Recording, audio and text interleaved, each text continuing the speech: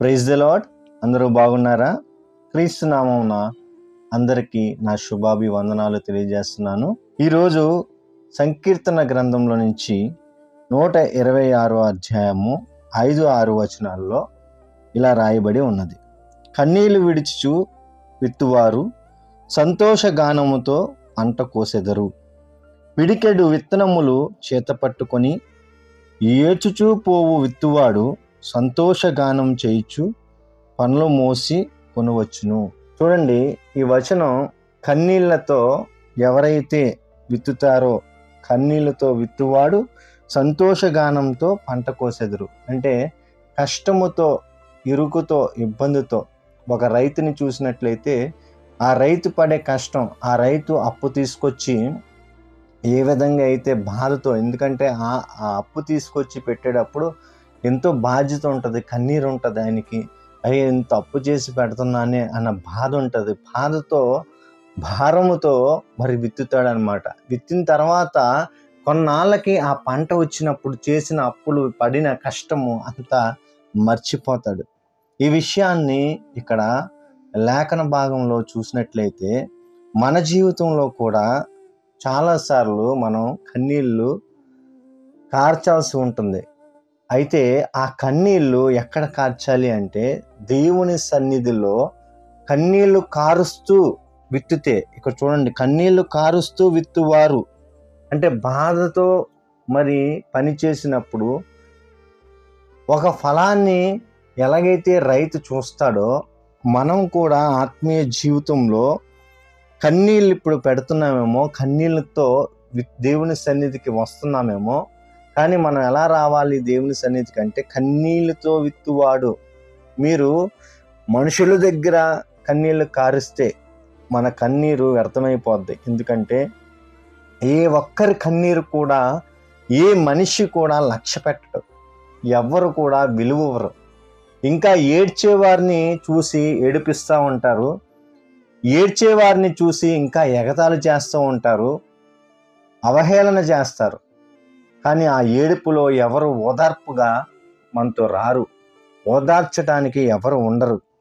కానీ మనం కన్నీళ్ళు చాలాసార్లు మనుషుల దగ్గర కారుస్తూ ఉంటాం. నాకు ఈ బాధ ఉంది, నాకు ఈ ఇరుకులు ఉన్నాయి, ఈ కష్టాలు ఉన్నాయని చెప్తూ ఉంటాం. కానీ కన్నీళ్లతో విత్తువాడు, కన్నీళ్లతో, కష్టాలతో నే దేవుని యొక్క పనులు చేస్తూ ఉండు. కన్నీళ్లతోనే నువ్వు దేవుని సన్నిధిలో కనిపెట్టుకొని ఉండు. ఒకరోజు దేవుడు నీకు సంతోషాన్ని ఇస్తాడు, సంతోష గానంతో నువ్వు గెంతులు వేస్తావని చెప్తున్నాడు. నిజమండి, మనం దేవుని సన్నిధిలో కన్నీళ్లు కారుస్తే, మనుషుల ఎదుట కన్నీళ్లు కార్చావా ఏమీ సుఖమే ఉండదు, వ్యర్థమైపోద్ది. ఇంకా 4 మాటలు వాళ్ళతో పడాల్సి ఉంటుంది. కానీ దేవుని సన్నిధిలో నీ కన్నీరు కారిస్తే దేవుడు మనకి తగిన కాలంలో ఫలాన్ని ఇస్తాడు. నిజం, ఆగర్ను చూసినట్లయితే కన్నీరు కార్చింది, ఏడ్చింది, ఎలుగెత్తి ఏడ్చింది, ఎవరు లేరు, బాధపడింది. ప్రభువా, మరి ఆ బిడ్డకి నీళ్లు కావాలి అన్నప్పుడు దేవుడు నీళ్ళిచ్చాడు.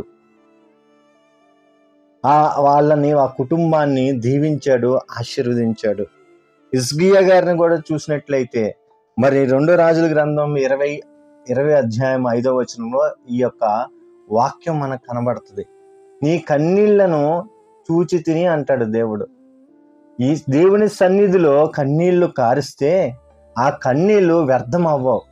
ఆ కన్నీళ్లు ఒకరోజు మనకి ఫలాన్ని తీసుకొస్తాయి. దయచేసి మీరు ఎక్కడెక్కడో ఏడవకండి, మీ బాధను ఎవరెవరికో చెప్పుకోకండి. దయచేసి దేవునికి, మీ తండ్రికి, తండ్రి నాకు ఈ బాధ ఉందయ్యా, తండ్రి నేను ఈ పని చేయాలనుకుంటున్నాను అని ఆ యొక్క కన్నీరుతో మీరు దేవుని సన్నిధిలో కన్నీరు కారిస్తే తగిన కాలం మందు సంతోష ఫలలు మనం చూస్తామంట. కాబట్టి దేవుని సన్నిధిలో కన్నీరు కారుస్తాం. హిజ్కియా కన్నీరు కార్చాడు, ఆగరు కన్నీరు కార్చింది, ఎలుగెత్తి ఏడ్చింది, దేవుని సన్నిధికి వినబడేటట్టుగా ఆ ఆర్తనాదాలు వినిపించింది. దేవుడు అంగీకరించాడు, వాటిని బ్లెస్ చేసినట్టుగా కనబడుతుంది. మనుషులందరూ పై రూపాన్ని, మన బాధల్ని చూస్తారు, మనల్ని వెక్కిరించడానికి చూస్తారు. యేసు ప్రభు వారి దగ్గరికి ఒక పాపాత్మురాలైన స్త్రీ వచ్చినప్పుడు వాళ్ళందరూ ఆమెను చూశారు, కానీ దేవుడు ఆమె యొక్క మారు మనసును చూశాడు. దేవుడు ఆమె యొక్క కన్నీటిని చూశాడు. నీవు నాకు నీళ్ళు ఇవ్వలేదు కానీ ఆమె కన్నీటితో నన్ను కడుగుతున్నది అని అన్నాడు యేసు ప్రభు వారు. లూకాసు వార్తలో 7వ అధ్యాయం 44లో ఇది కనబడుతుంది.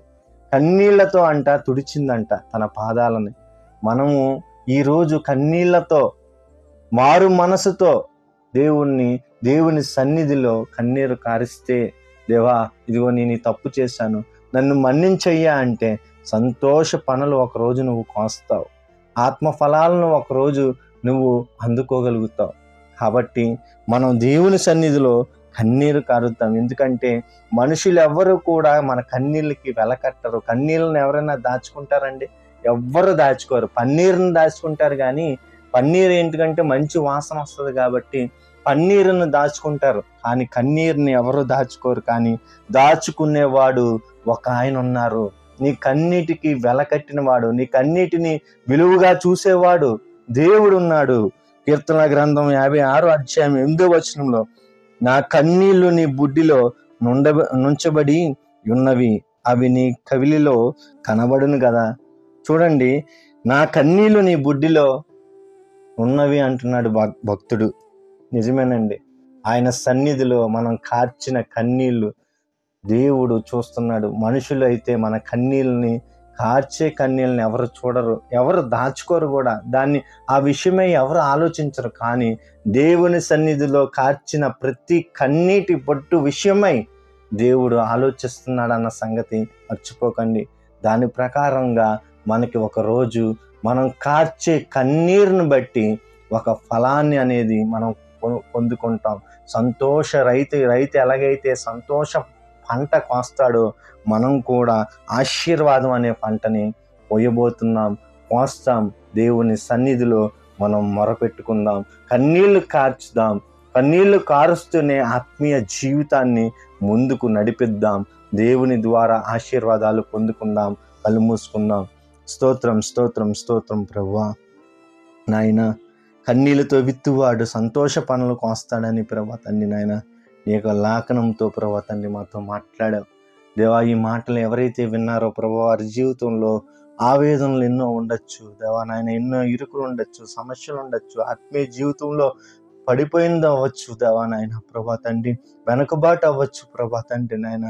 దేవా నాయన, కన్నీరు కారుస్తుండగా దేవా, మనుషులైతే మా కన్నీరును చూసి ఎగతాళి చేస్తారు. నీవైతే ప్రభా మా కన్నీరును తుడిచి మమ్మల్ని హత్తుకుంటావు ప్రభా. దేవా, దయచేసి ప్రభా తండ్రి, ఎవరు వింటున్నారో, ఎవరు ఆదరణ పొందుతున్నారో దీని ద్వారా దేవా నాయన నీ కృపలో నడిపించమని వేడుకుంటున్నాం తండ్రి. నాయన ప్రభా, ఈ కార్యక్రమాన్ని దేవా దినదినము ప్రభా తండ్రి నూతన పరచమని వేడుకుంటున్నాం తండ్రి. నీ కృపలో నడిపించండి తండ్రి, సహాయం చేయండి.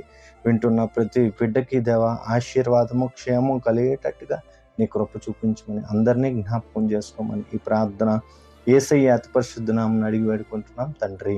ఆమేన్. అందరికీ వందనాలు.